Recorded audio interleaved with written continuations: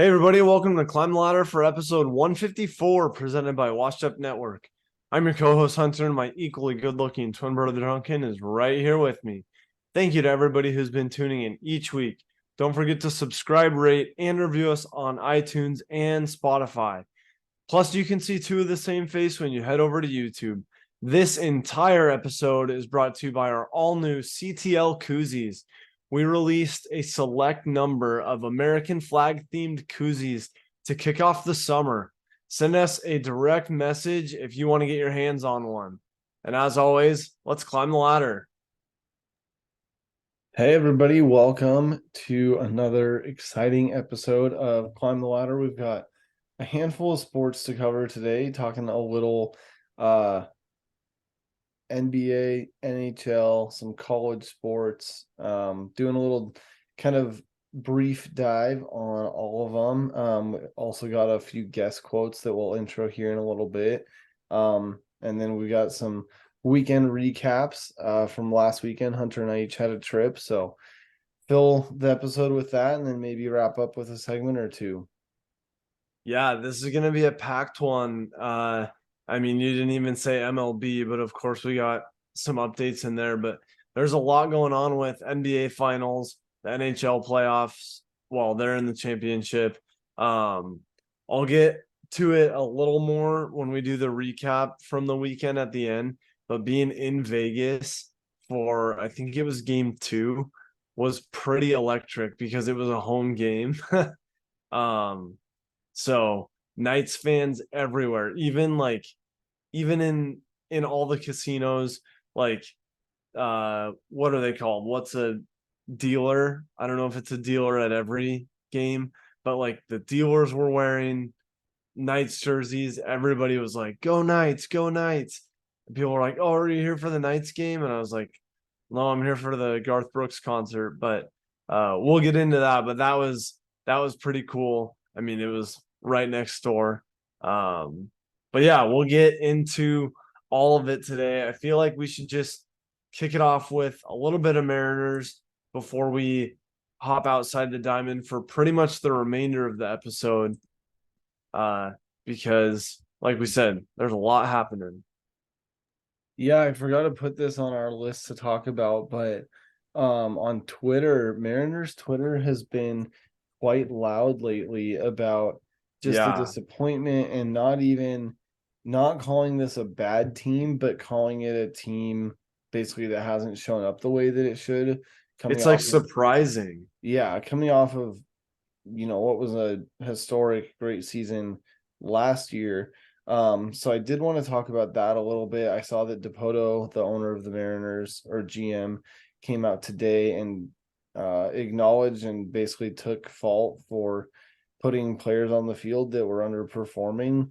I saw that we signed a new minor league player today. So I know it's being talked about, but thoughts from what you've seen of what you've heard and kind of the Mariners news and where we've just kind of been hovering around this 500 and now all of a sudden the All-Star game's coming soon.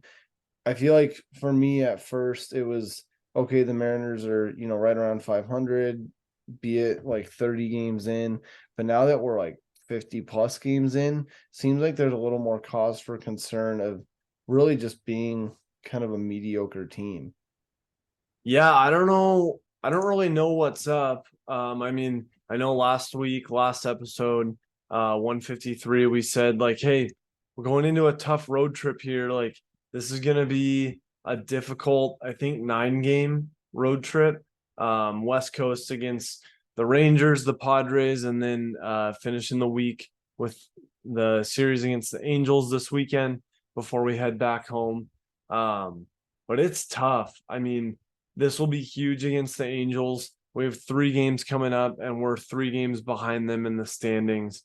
We have 30 wins, and the Rangers have 40. So there's starting to be some separation nearing the halfway point. I know that, I mean, people look back like at last season and they're like, look at this team that was 500 going into the playoffs, and then they went like, I don't know, they had like a 750 end of the like second half of the season or something. Um, but yeah, it's tough. I mean, we're in a tough division. You look kind of across the AL, it's all pretty close, I feel like 1, 2, 3 games apart. But yeah, this M's team has definitely had the ups and downs. I have to say the shortstop that we just signed, I think will be uh something. I think they have something in the works to kind of shake it up with Colton Wong because his bat I don't think is really there. And also I saw on Mariners Twitter today, it's like, hey, where's Dylan Moore? The Swiss Army knife. Like, Yeah, that's a good point. where's he? To that point, I mean, you talk about the bats. You sent a really good blog earlier from, um, I think it was Mariners beat. Yeah, Daniel Kramer. Yeah. Checked him out before, but something that I know has been kind of a big Twitter conversation, and he mentions it here about halfway down. Um, the whole strikeout thing. We have four of the top five AL strikeout leaders, which would be awesome if we were talking about pitching, but we're talking about hitting. Yeah. And I feel like we have to acknowledge some of the faults because I feel like a lot of the conversation right now is we don't know why we're bad. We don't know what's going on. What do we need to fix? It's like, well, for one, our bats. Like last year, we were a hitting team. It was contagious. You could tell.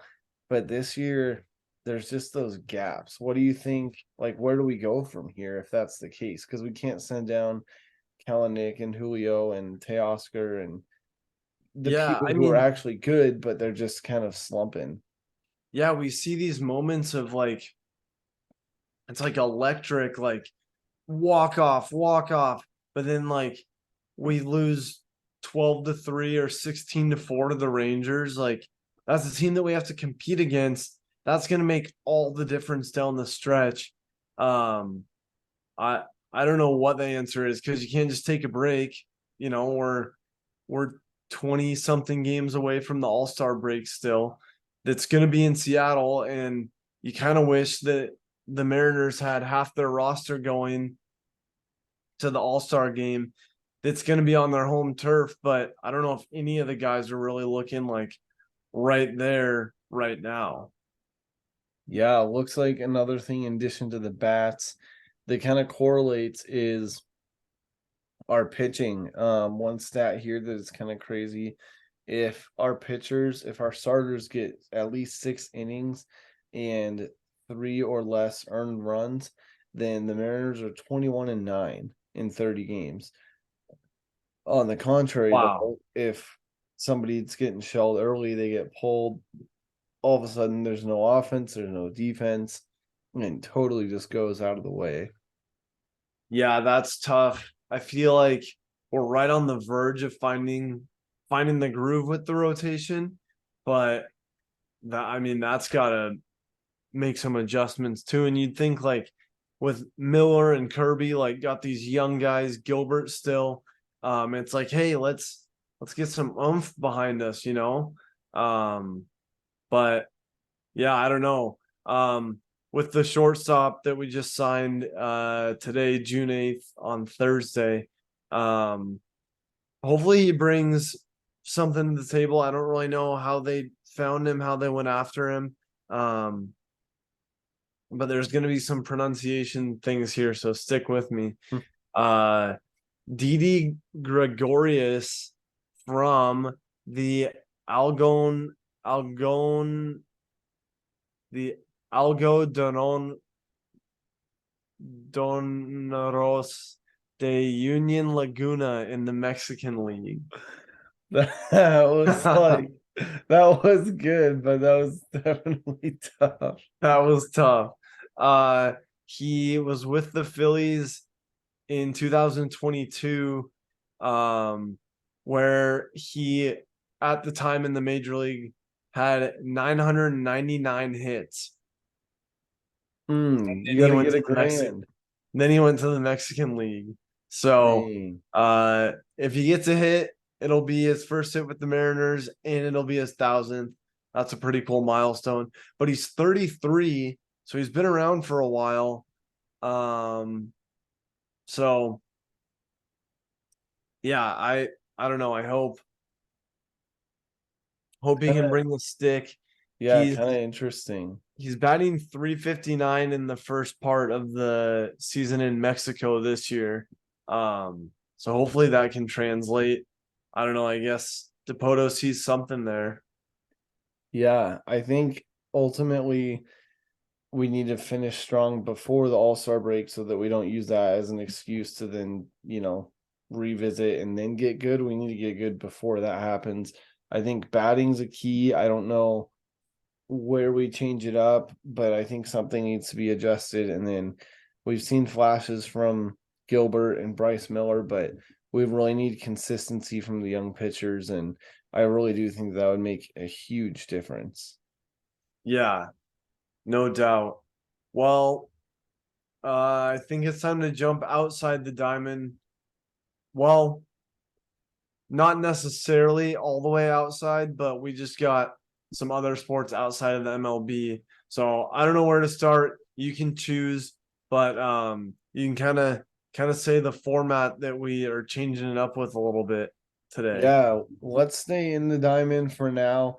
Hunter and I wanted to kind of do a kind of round robin carousel, 360-degree angle update of kind of all the sports that are going on. There's a lot happening right now.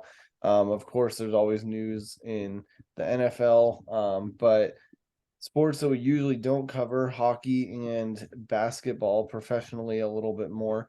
Hunter had a good idea recently that we'd reach out to some loyal listeners, some fellow sports fans, and get their take on what what their perspective is of the playoffs right now, what they think is going to happen in their given sport that we ask them to. So we have updates currently covering the NHL, the Baseball World Series, and the PGA and Live merger update kind of fiasco that's going on. So yeah, Hunter, let's start with college baseball. We actually have college baseball and college softball to update on, but we'll start with baseball. Hunter reached out to our very own Joey Giglio, LSU alum, very proud sports fan, and excited to hear what he has to say. And we have all these in text form, so we'll kind of reiterate the gist of what they said and then add some commentary. Yeah, so to start out with the NCAA baseball tourney, they're in the super regionals right now after the first round this past week. And from our very own Joey Giglio, everybody buckle up because if you've ever listened to any episodes with Joey, you know how knowledgeable, how in depth, and how complete of a thought this is. Also, shout out to uh, two two of the favorite episodes, partly because of the title that goes along with them. With Joey, we have Straight Out of the Bayou and Return to the Bayou. Those were his first and second times on, and then he's been on multiple times since then. Which also this is big. He's like football guy through and through, but to get this kind of a NCAA tourney update is big. So here is a statement from former KLSU radio, Tiger TV, The Daily Reveal, and NPR intern Joey Giglio. So he says the first weekend of the NCAA baseball tournament was a very exciting one. 16 teams advanced from the NCAA regionals into the weekend's super regionals. 7 and number 16 regional hosts were upset and eliminated from the tournament in the first round. Some big shockers were seen Arkansas, number 3, and then number 4, Clemson. Both teams with natty title aspirations getting eliminated in their home ballparks.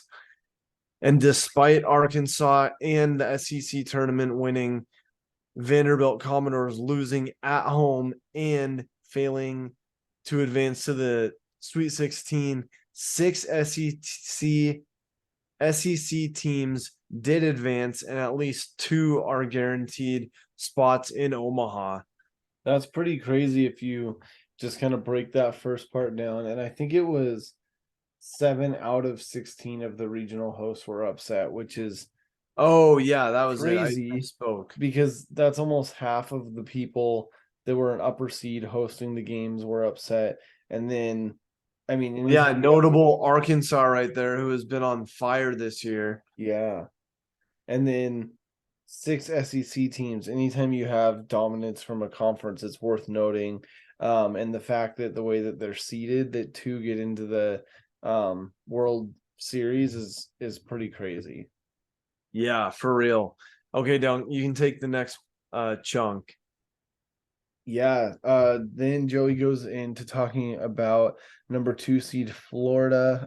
After losing their first game, emerged victorious from the Gainesville Regional and will be facing off against number 15 South Carolina. So that's kind of like some NCAA March Madness stuff going on. Yeah. Previous year, the other USC, which is South Carolina, swept their rival Gators. So it'll be interesting to see if the Gators, being at such a high seed, are able to come in and kind of get that revenge. Let's see. Talking about number 12, Kentucky advanced to their second super regional ever. And they're going to be traveling to Baton Rouge to take on number 5, Joey's LSU Tigers. Earlier this year, the Tigers took 2 out of 3 from Kentucky in the regular season. Kentucky plays some small ball with the best of them, getting runners on base and advancing them via bunt and usually driving them in with singles and doubles. That's worth breaking down a little gameplay, a little bit of the nuance Yeah, of the game. What do you think about that? that's big. I feel like you see such like fast pace. You need like a big slugger to make those moments in the games. But small ball is underrated and I think underappreciated. So that's big. I mean, for that number 12 Kentucky to go into what has proven to be time and time again a fierce LSU team, the men's Tigers. I mean, they have their work cut out. So hey, if that's UK's recipe to success, then so be it for them. Yeah, finishing out Kentucky after losing back-to-back series, the second and third to last weekends of the year. LSU was quickly eliminated from the SEC tournament and seemed to stumble into the postseason. However, the Tigers showed grit in taking care of business against the red-hot Tulane team. I did see a little bit of that. Yeah, Playing little some, Louisiana matchup right there. yeah, New Orleans versus Baton Rouge. Playing some small ball of their own behind a dominant pitching performance from none other than the NCAA Pitcher of the Year and future MLB pitcher Paul Skenes. LSU then beat a pesky Oregon State team back-to-back games to advance to the Super Regionals. Anybody that follows college baseball knows that Oregon State, absolute powerhouse year after year. They're always good. So for LSU to knock them off is pretty cool. And that's a little repeat matchup of I believe 2019. Um, I'm looking it up right now. Which, if anybody remembers, about 100 episodes ago, is that when Michael Gretler was still playing? Yeah, I think Gretler and the Beavers, I think they topped LSU. Let's see. Wow. Well, you look for that. I'll finish this one out.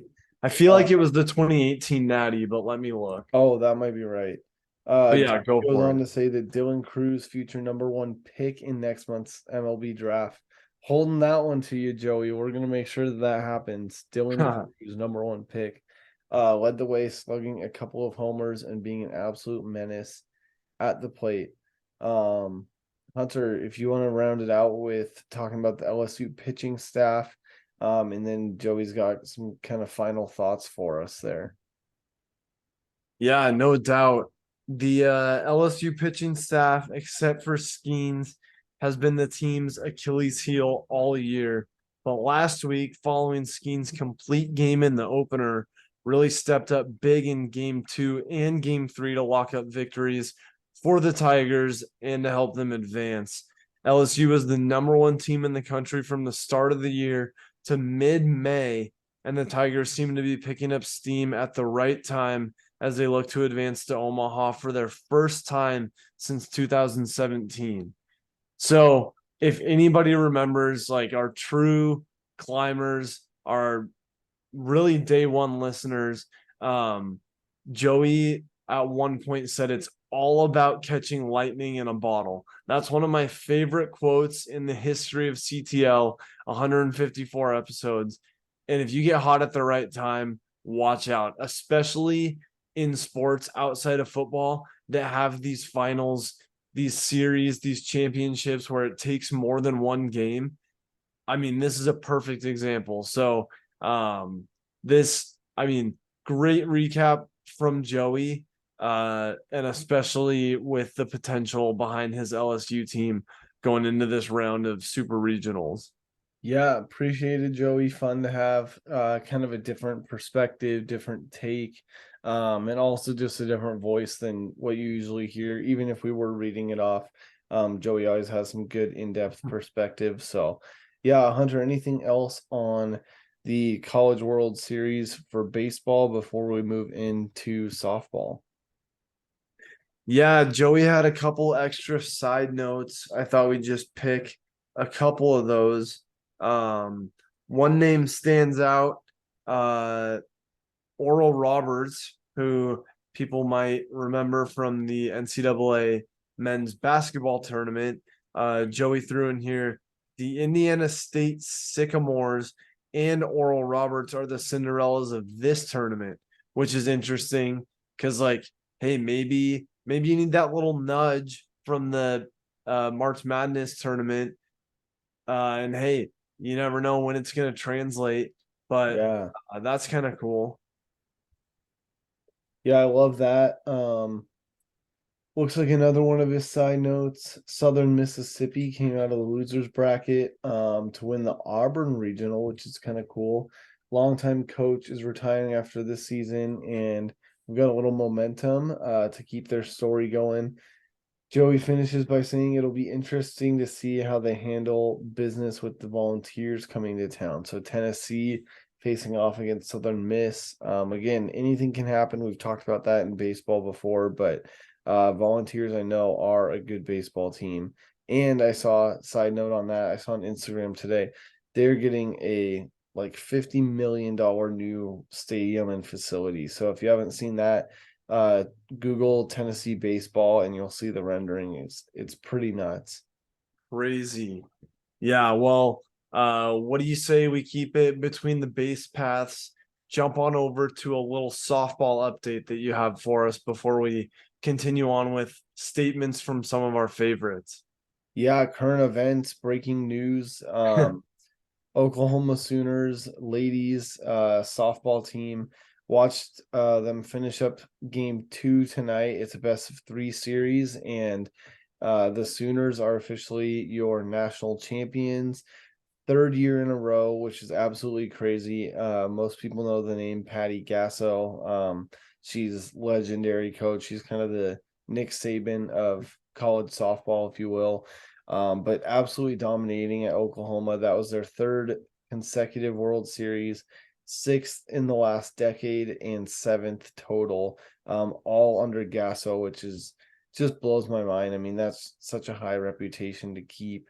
And yeah, they upset, or they were ranked higher, but they knocked off Florida State. The Seminoles in the World Series again swept them in 2 games, and didn't really seem like the Seminoles had a chance this year. To kind of put the cherry on top, Oklahoma also completed the longest winning streak in college softball history. 53 games in a row, which could even extend to next season if they continue to win and keep it going. So pretty crazy, and cool that college softball's wrapped up and we have a national champion. Yeah, that's crazy. That's pretty similar to the Yukon women's team, keeping it in the women's sports. For the women's March Madness bracket or tournament. They won three in a row. They won however many in the 20 like 2000 to 2010 and then 2010 to 2020. Um, Mhm. just a dynasty of a team. So that is cool and um probably underappreciated, but can't go without a shout out. Yeah, pretty cool to see. We didn't get a quote on that, but watched it happen tonight, and cool to see that come to a close. And Hunter, looks like the next one on our list is some golf. Yeah, so if anybody hasn't heard, there's a big, I don't even know what to call it. Maybe not merger, maybe a difference of ownership and funding and players' rights and everything like that. But the Saudi Arabian uh fund, I guess, whatever that's called, is now in with the PGA Tour. There was a big divide for just about a year, is what it was. And he lost some longtime loyal top golfers like Brooks Koepka um, and company from the PGA Tour to go take hundreds of millions instead of, I don't know, just millions or tens of millions from the PGA Tour. And then there was a whole thing at the Masters this year that a bunch of live guys were playing with PGA Tour guys, and Brooks finished in, I think, second place. Who, I mean, he's probably the most notable live guy, one of our favorites. Just an entertaining character, but yeah, then you have a PGA Tour guy who you want to win the Masters because the legacy, the tradition, the all that in golf, and then you have this new live who people are just getting paid and they're doing what they need to for their families and for their careers, and now it's all jumbled together. So, Dunk, if you want to take it off from our first ever Climber Plus subscription, paid for extra content. He was first on our list to reach out to. You guys know he's a big golf fan. Jim Bossert gave us a little statement. Yeah, so I'm excited to dive into this a little bit because don't I'm kind of confused about the whole PGA Live thing. Again, golf is already kind of abstract, although I am playing tomorrow, so that will be fun. Um, but the whole Live PGA thing kind of confuses me, so I am excited to dive into Jim's statement here a little bit. If you remember, gosh, probably 6 or 8 months ago, Jim did have some pretty sounding thoughts on PGA versus Live. And if I remember right, was not a fan of the Live Tour. So let's see what he's got to say. Jim starts by saying, first things first, this is not a merge between the PGA Tour and Live Golf, which, if anybody's seen the headlines, that's all that people are saying. This is a merger, in quotes, between the PGA Tour, the DP World Tour, otherwise known as the European Tour, and the Saudi Arabia Public Investment Fund, or PIF, PIF. This merger has essentially combined the two money factories that produce golf to the world at a high level, which is kind of what Hunter was saying. PGA Tour produces PGA Tour events and all the money associated with them. They're a huge money driving force and a nonprofit. The PIF is and was the main money investor to the Live Golf Series. From what I've read, this merger is not merging together the PGA Tour and Live Golf. This simply is the PIF, which is the fund, reallocating or investing more of their money into the PGA Tour and the DP World Tour in creating a for-profit company and partnership. PGA Tour executives knew that they couldn't keep up with the money that the PIF has and is willing to invest into the golfing world. I believe that the leaders of the PIF want to put their money to be put towards the best product of golf possible, and Live Golf was just their way of getting into the golfing world. So I feel like Jim is kind of in line with a lot of the stuff that I've read out there. It's the best, trying to make golf as good as it can be, and really combining two powerhouses that really equal more funding, more presence, more golf. Very few people knew of this deal before it broke on Tuesday morning, June 6th. And Jim goes on to say that the CEO of Live Golf, Greg Norman, heard about the news on Twitter when it broke. Rory McIlroy, the PGA Tour and DP World Tour player, that has been the spokesperson for the PGA Tour over the last year of this controversy between Live and PGA, didn't know until early Tuesday morning, just hours before the deal broke. So saying that McElroy didn't even know seems like that's a big deal because he has been in the know with both entities. So Yeah, he's been taking blows from all sides, all angles. He was loyal. He wanted to keep the tradition of the PGA Tour and just everything like that. And didn't take hundreds of millions, didn't take all this money, and he's been like the face. And then for him not to know, is pretty crazy. So before you continue, I also looked at the additional info that I thought we would just break it up to kind of like, hey, here's a few bullet points just amidst the explanation. So so it says that the parameters of the PGA Tour's deal, so it's with the Saudi Arabian Public Investment Fund, is technically what it is. So the PGA Tour, these are just like some concrete clarification points before we continue with Jim's explanation. PGA Tour will still be called the PGA Tour, but now the commissioner, who is Jay Monahan, also oversees Live Golf. So Live Golf was a league that was funded by the Saudi Arabian PIF. So now Monahan will oversee the Live Golf and the PGA Tour, which are still two separate. And the PGA Tour remains a partner of the DP World Golf Tour, which is the European circuit, because PGA Tours in America. And then they will reevaluate Live at the end of the year. So if Monahan wants to do away with it, he can.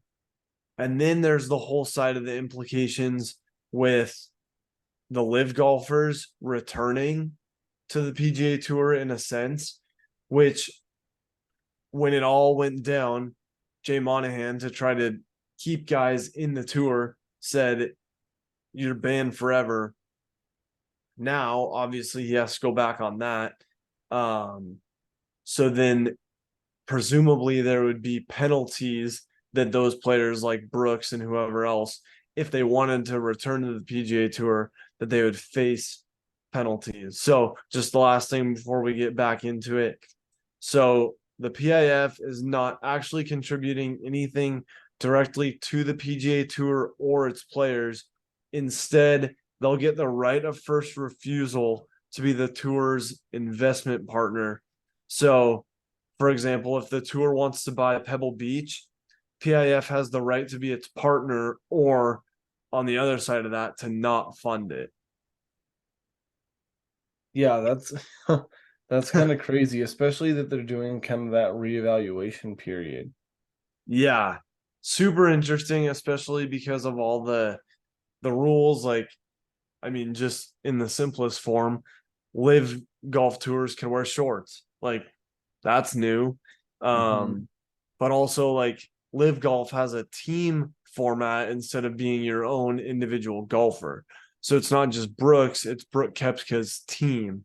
So that'll be interesting to see if they, you know, combine any of it or if they keep them separate and guys still want to go play and Live, but it's all under the same umbrella now with the same funding.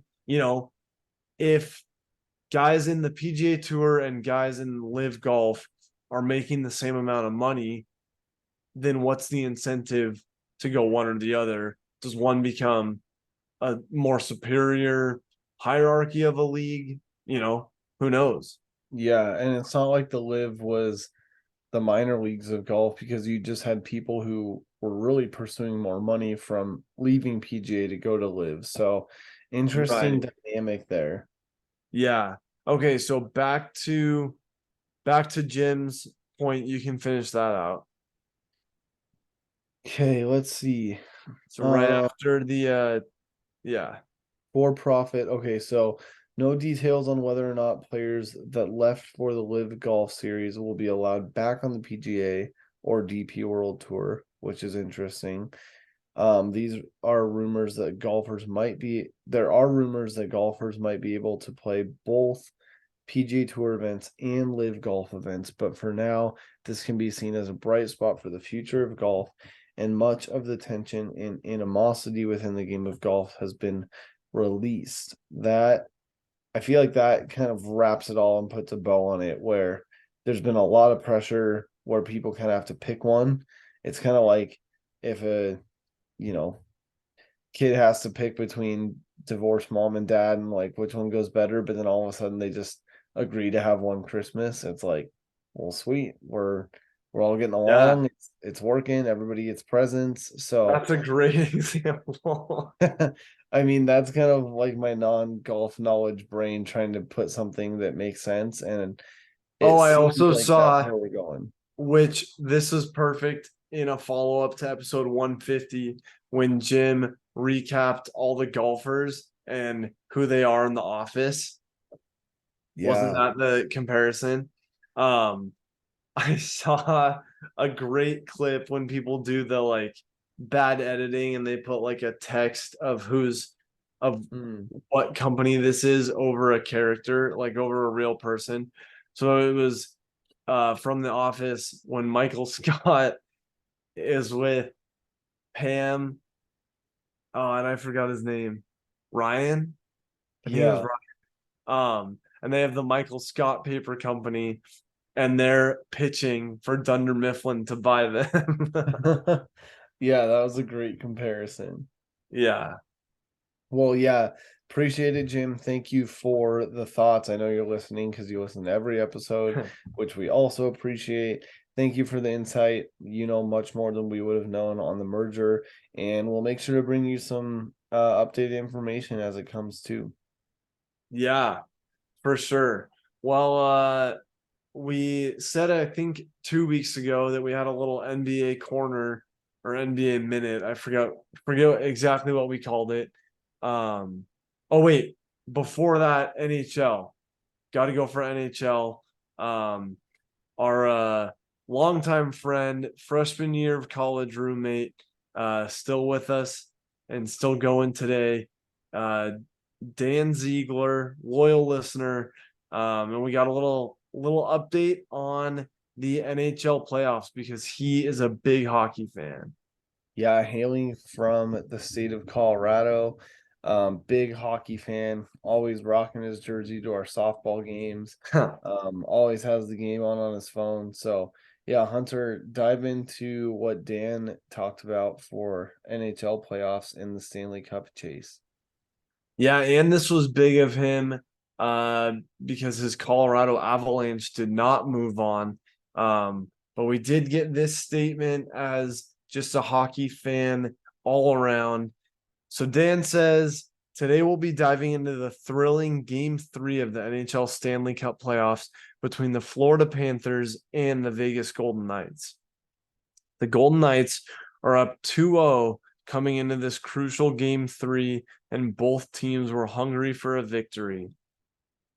The atmosphere at the FLA Live Arena is electric, with the Panthers faithful showing their full support. So far, Vegas's goalie Hill has stood on his head, which Dan says he's played his ass off. He's held the Florida offense to only 2 goals per game, which is impressive considering they had been averaging higher than that in previous series. Meanwhile, Vegas's offense has been very impressive, shredding every goalie they've faced so far in the playoffs. Florida's starting goalie, Bobrovsky, is a Vezina Trophy finalist. We can double check that, Dan says. Um, and has looked like a piece of Swiss cheese in the net so far this series. I've heard a saying that For is anybody backing up, for anybody that's not familiar with hockey or anything with the goalie, Swiss cheese is not a good comparison. yeah. Yeah, you don't just want to get shredded in the goal. Um okay, so Dan said I've heard a saying that is a series hasn't started until the home team loses. So we'll see if Florida can pull it off at home, or will Vegas go up 3-0. So that was Dan's faithful hockey recap. Have to dive in and say the Knights have been electric. It would have been scary for the Kraken to face them in the Western Finals. So, I mean, as long as they were in it, uh, props, props to the Knights to keep going. Um, but yeah, pretty cool, pretty complete.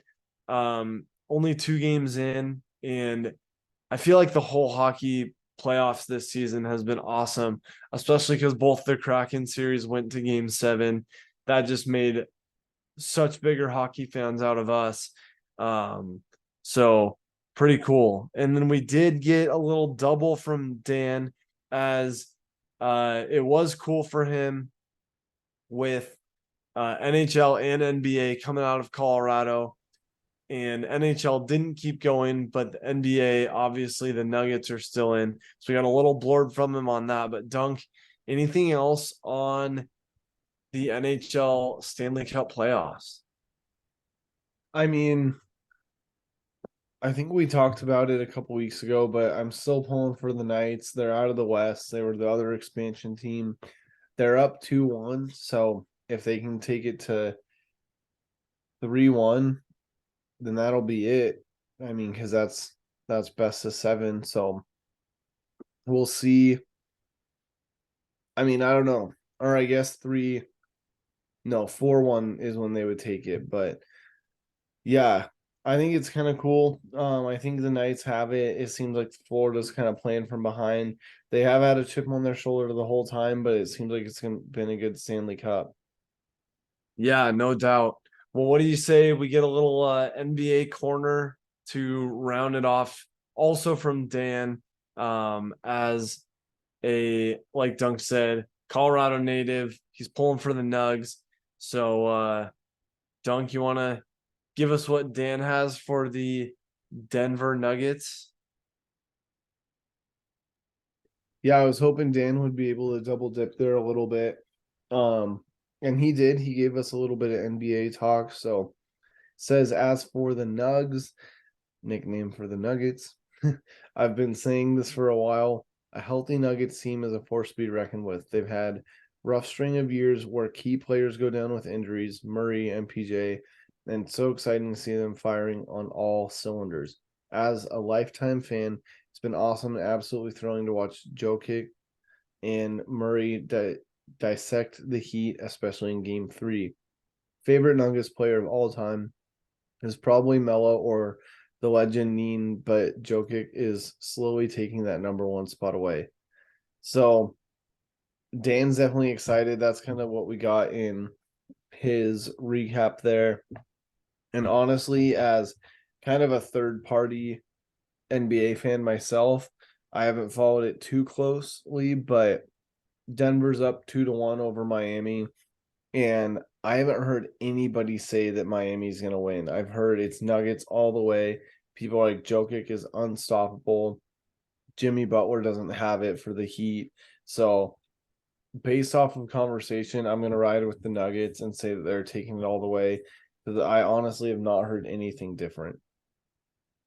Yeah, I mean, I'm in the same boat, not to go same, but Miami has taken it pretty close. I mean, coming off a bruiser of a series against the Boston Celtics that took it to game 7. That was literally, I mean, that was a fight, that was a battle. And they didn't have the rest that Denver did after sweeping the Lakers 4-0. So I mean, who knows if that's still a factor playing into it at this point, four, well, we're 3 games in going into game 4 of the NBA finals. Who knows if that's still a factor, but also the fact that, I mean, the Nuggets are coming off of a 4-1 series win in the first round and then 4-2 and then a sweep. Um, I could see it going game 6 and then winning 4-2. Yeah, somebody made a really good point that Denver was basically fresh because they swept the Lakers 4-0. They had 3 games off that Miami had to battle for, took it all the way to game 7. So it is pretty impressive on one side that Miami's able to hang on, but on the other side that the Nuggets are able to just kind of truck forward. And I feel like they've got what it takes to do it all. Yeah, no doubt. Well, Dunk, as most of the people know, you and I can never sit still. We were both wheels up this past weekend. You had a couple days off at the end of last week. I had a Monday off this week, so a little back-to-back 3-day weekends. But you went to the Windy City and I went to the hot place. So I think you should kick it off. You were there for one extra day or one day longer than I was, so you packed a little bit more in your trip. So how was Chicago? Yeah, new city for both of us. Mandy and I had never been there. Mandy's high school friend from Southern California, now living in Chicago, was getting married on Saturday. So figured if you're gonna, pay to fly halfway across the country, spend a little bit more time. We both took Thursday, Friday off, and it was super fun. Stayed in this little studio apartment, Airbnb. Um, Literally the size of like a living room was the whole thing. um which is crazy. It was kind of old school too. You could tell it was built a long time ago but updated, and it was just kind of cool being right downtown. We were in the middle of everything. um Walked a lot, biked a little bit, rented the e-bikes and cruised around. Also seeing Lake Michigan for the first time. If people listening haven't ever seen it, literally looks like the ocean. Like I said, if somebody grew up here in Illinois and then went out to the West Coast and looked at the ocean, they would be disappointed because it looks the exact same. So it's wild. Lake Michigan, I think, is 118 miles across. So you can't see the other side. So it literally looks like the ocean. And like if you went to any other lake, you would just be disappointed if that was all you knew. Um, so it was crazy. I didn't realize also that Chicago's the third largest city in the country. It's got almost 3 million people. And for reference, I mean, we grew up in Seattle. Seattle's like 750,000. So to see literally 4 times that many people was just crazy. Um, but it's a cool city. It actually wasn't as like dirty and like big city as I thought. It obviously had kind of its smells and its things, but overall beautiful city. We did a riverboat architecture tour, which was super cool. Buildings dating back to the 1800s. The guy knew all the architects and the styles and the influences from Europe. Um, so that was really cool. And then also Chicago weather can be kind of all over. And it was not humid, luckily. So we had a nice kind of 75 to 80 degrees all 4 days that we were there. The wedding was beautiful too on Saturday. And yeah, made our way back home Sunday. But really good weekend overall. Got to see the infamous Bean. Got to eat some great deep dish pizza. And yeah, it was just a great trip overall, making some new memories. Yeah, that's awesome. Sounds like a great time. You got to see Wrigley Field. You went along the river, went to the lakes. I mean, the pictures, it looked like awesome weather. Was it humid? Was it pretty dry? Like, what was that like? Yeah, not too humid. It can get there. Like I know you've been to Indy in the summer and it can definitely get that way, but Yeah, it wasn't too humid, felt good, 75, 80 the whole time. And I do have to mention Wrigley because it was amazing to see $30 for a tour. Unfortunately, they were away, but got to walk through, and it was probably even cooler that they were away because we got to see the visitors locker room, which just crazy to think about the people that have stood in that locker room. The tour guide said that Jackie Robinson and Babe Ruth, and he was listing like Jim Brown of the Cleveland Browns. Some other famous football players have been there because um the Bears played at Wrigley Field for 50 years. So anybody that ever played the Bears in that era has also been in that visitors locker room. So we literally were standing in the same spot that like the greatest of the greats, Mickey Mantle, Roberto Clemens, like he was just firing off names, and we are like, this is pretty cool. Got to go up in the press box, got to go down on the field in two different spots, and just learn all the history. It's 100 and almost 110 years old, which is crazy. But such a cool city. Definitely recommend checking it out.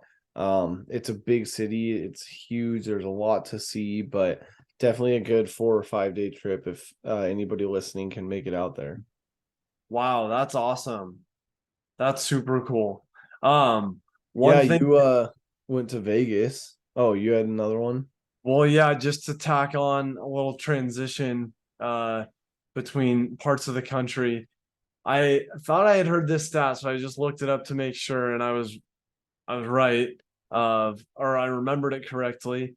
But you threw out, was it Lake Michigan or Lake Superior?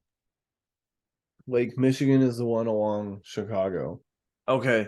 Yeah, so um I was looking at the biggest lakes, and that's top three in the United States with Lake Erie and Lake Superior. Well, and Lake Michigan. Those three. But I thought I had heard this, so I looked it up just to make sure. It's kind of funny and it's kind of crazy, but there's a whole article about it. You can look it up based off what I say. But the gist of it is that how is it? I just it's like kind of confusing, but it makes sense. Most Canadians, most people that consider themselves a resident of Canada live farther south than all the people who live in Washington, Montana, North Dakota, and Alaska. So another way to say it is that That's wild.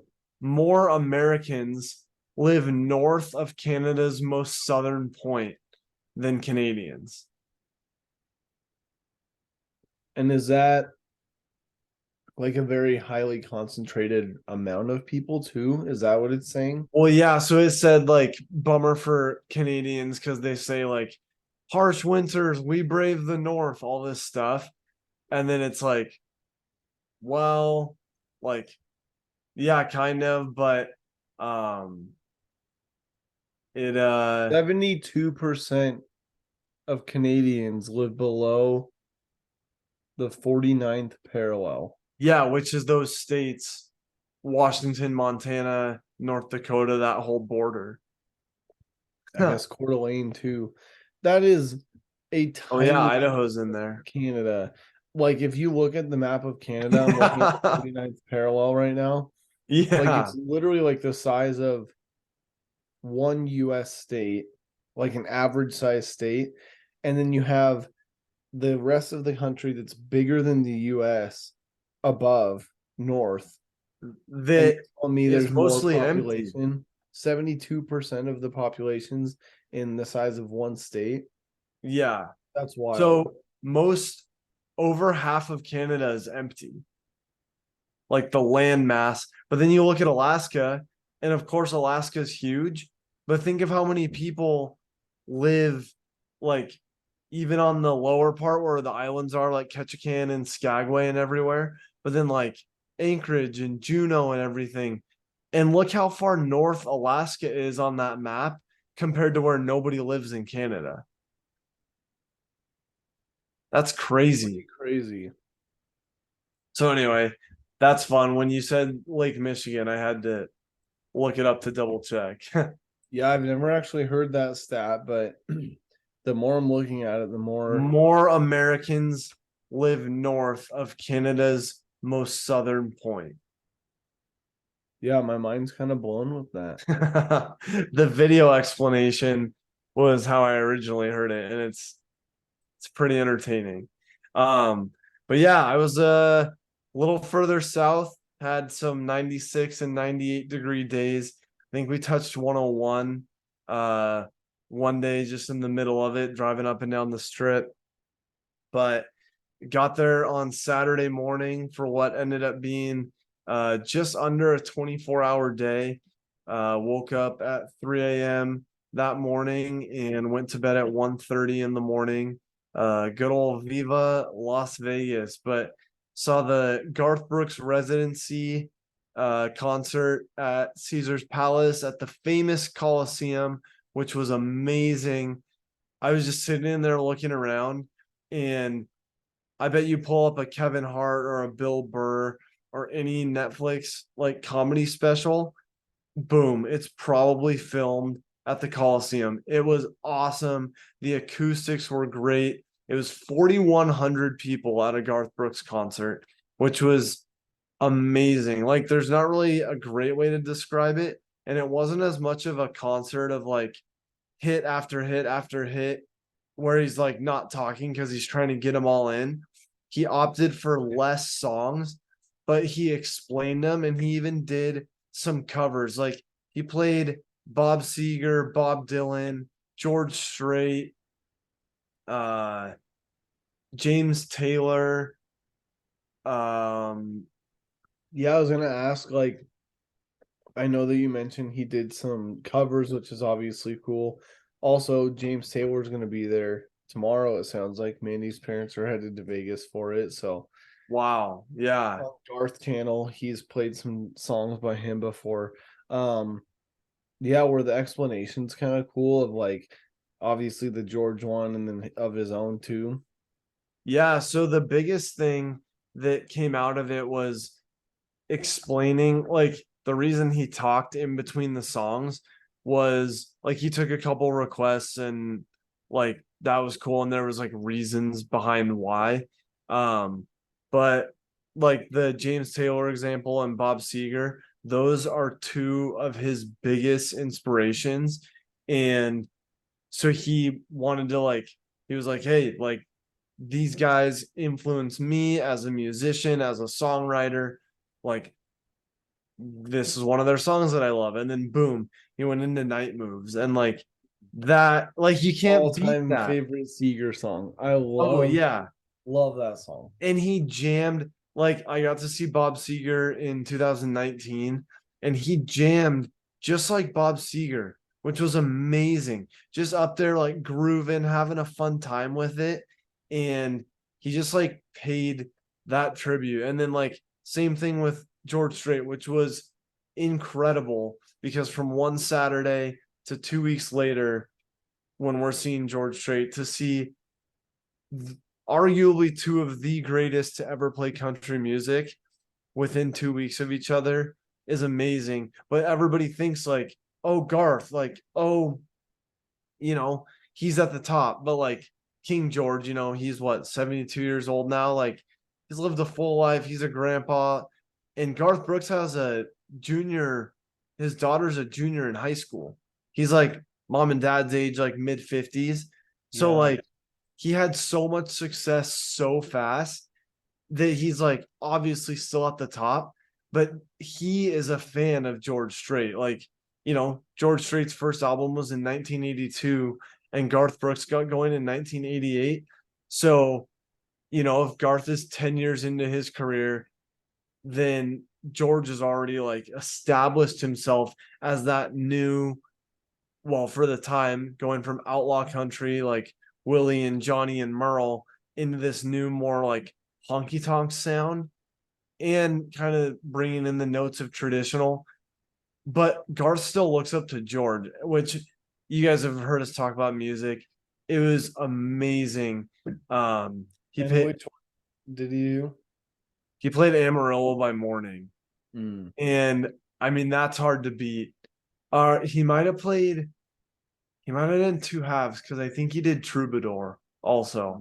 Mm. Um, but what a tribute, just absolutely iconic. Trisha came out, um, absolutely crushed it. She's still amazing. Did she do a couple of her own too?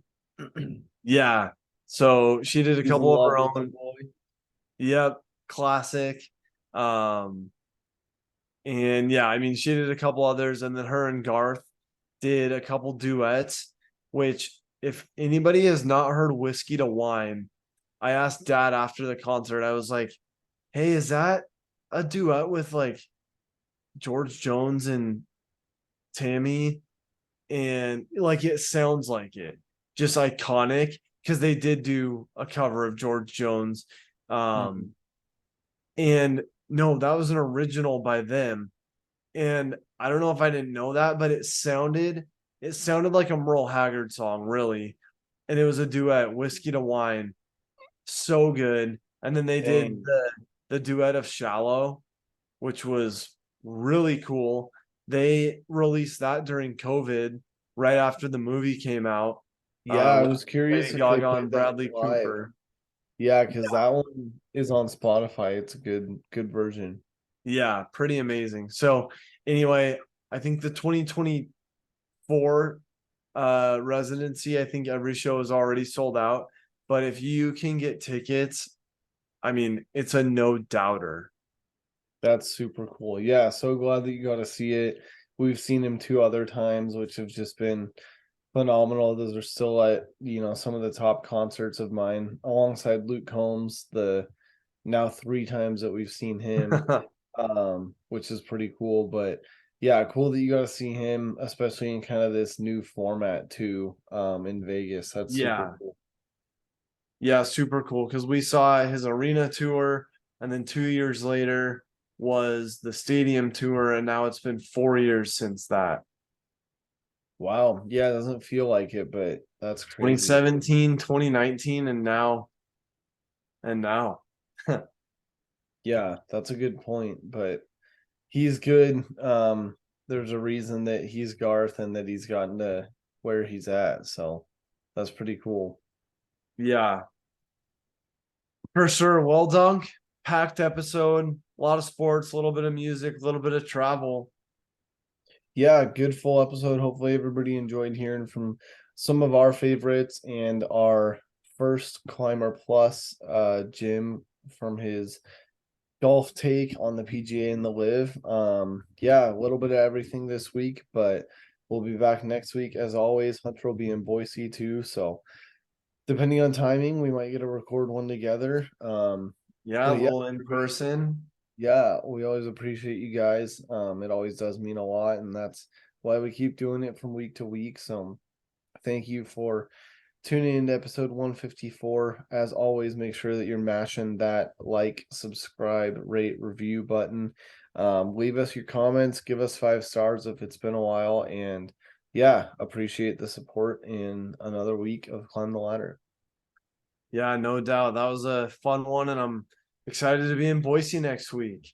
Yeah, we'll see you here. The months fly by. Yeah, for real. Well, Dunk, good episode 154. And as always, Let's let's climb climb the the ladder. ladder.